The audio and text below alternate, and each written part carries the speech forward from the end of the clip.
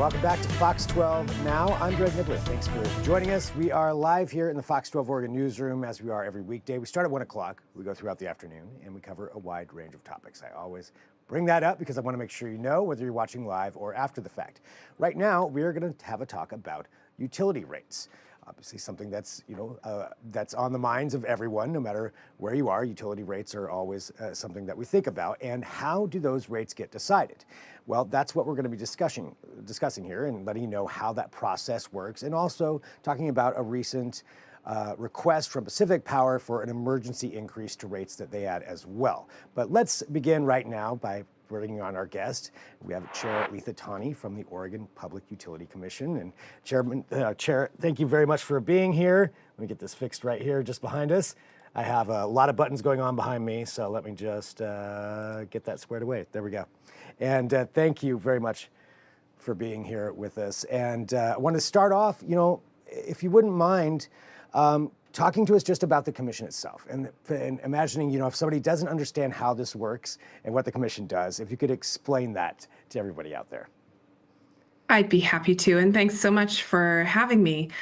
So the Oregon Public Utility Commission is a three-body commission, three-member commission that decides whether a utility that otherwise can earn a profit can raise rates for customers. So for electric, natural gas, and some telecommunication services, we look at the utility's business and what they're asking to charge customers, and we make sure that they're only charging what it actually costs to deliver the service. And so they're not allowed to raise rates unless they check with us and we approve the rate increase. Typically, we don't approve everything they ask for, but only a portion of it. And what is that process like for them, for like an organization, for a utility, when they're petitioning, as far as showing, where the money goes, where that rate increase would go to, and all of that process? It's a 10-month process, and it's extensive. So we have engineers, accountants, economists who spend months digging through the utilities books to really test whether the utility needs to charge what it says it needs to charge. And we issue hundreds of data requests. The utility has to bring forward sworn testimony about their expenses, about the investments that they've made in the system. And based on that, we decide how much they can charge customers to recoup those costs. And when we're looking at that process, so 10-month process for that. So essentially once a year, it sounds like, is when that takes place, generally speaking? No.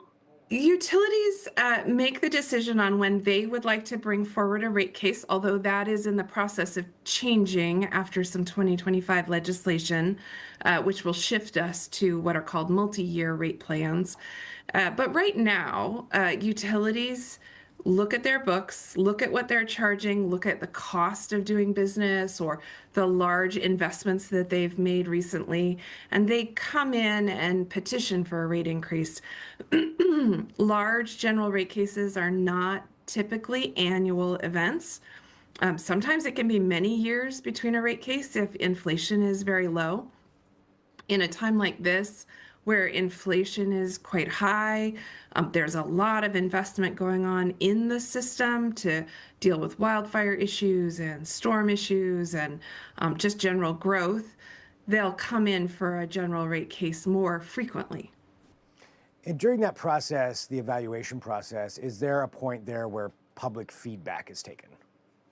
Absolutely. By law, we are required, but we would anyway, even if not required by law, to hold public comment hearings and invite that public comment into the case.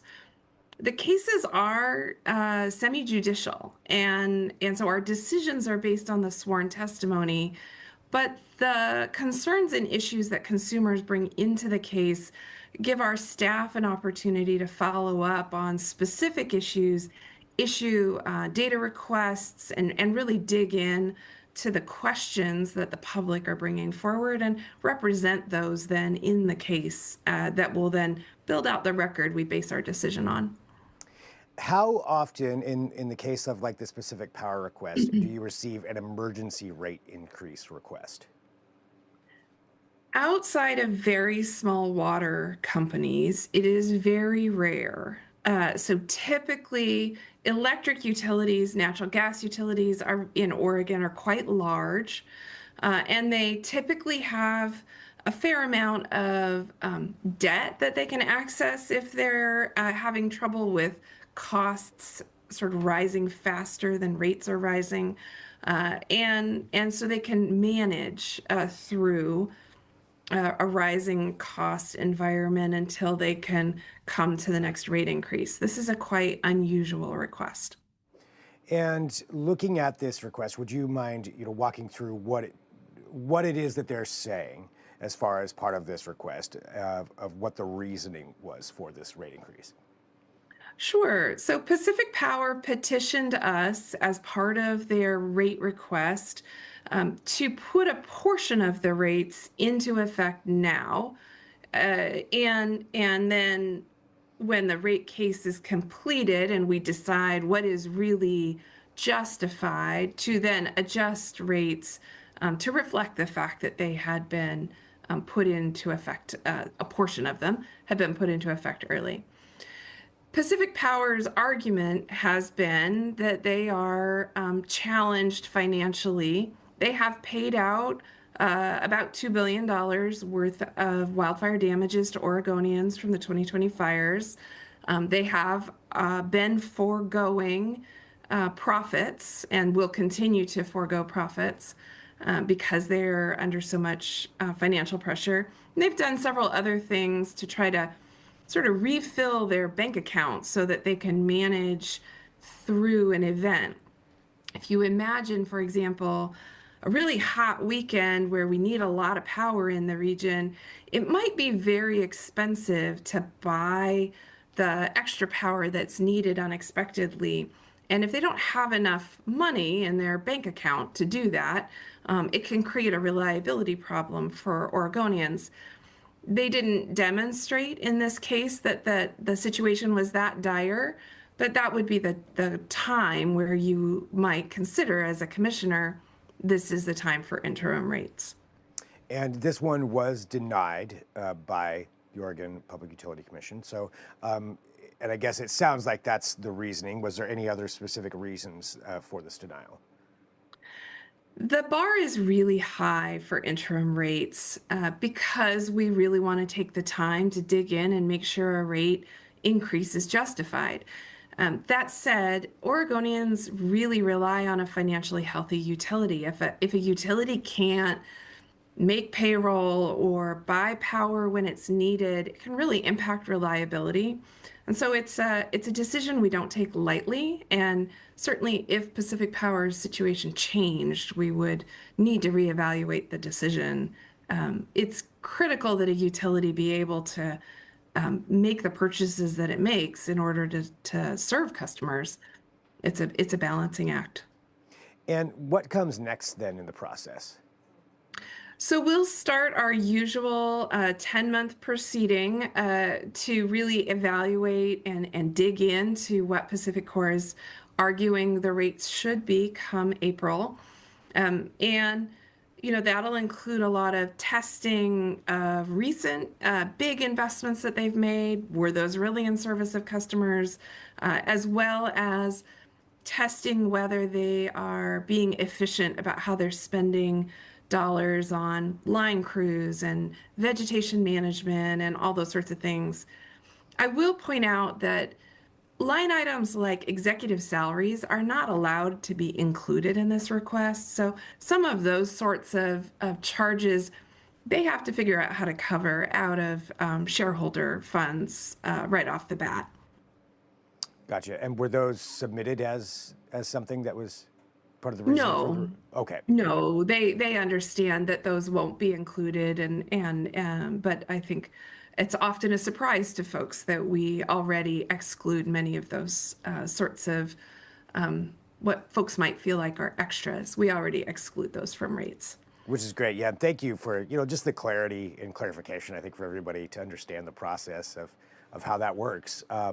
That's great. Anything else that you think is important for people to know about the Public Utility Commission in general? I think people are often surprised to hear that there's a consumer protection agency out there that is doing this, that is really monitoring these rates. If folks are having trouble paying their bills, I would encourage them to call our consumer services division for directions on support services, or if they have questions about their bills.